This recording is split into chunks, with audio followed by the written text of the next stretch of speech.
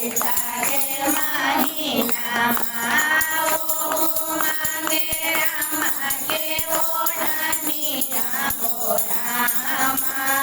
चैता के महीनामा रामचंद्र लिहले जनमिया हो रामा। चैता के महीनामा रामा नवमी शुभा दिनमा। चैता के महीनामा रामा नवमी शुभा दिनमा। रामचंद्र लिहले जनमिया हो रामा। चैता के महीनामा रामचंद्र लिहले भरतो नामा तोहरा के देवो डगरिन डाला। भरतो नामा आयना देवो राम के ओढ़निया हो रामा। चैता के महीनामा ना देवो राम के ओढ़निया हो रामा। चैता के महीनामा रामचंद्र लिहले जनमिया हो रामा। चैता के महीनामा राम के जनम सुनी नाहु नायले। राम के जनम सुनी नाहु नायले। ओ मांगे राम के ओढ़निया हो रामा। चैता के महीनामा ओ मांगे राम के ओढ़निया हो रामा। चैता के महीनामा तोहरा के देवो नाउन सोने के नारनिया। तोहरा के देवो नाउन सोने के नारनिया। अरना देवो राम के ओढ़निया हो रामा। चैता के महीनामा ना देवो राम के ओढ़निया हो रामा। चैता के महीनामा रामचंद्र लिहले जनमिया हो रामा।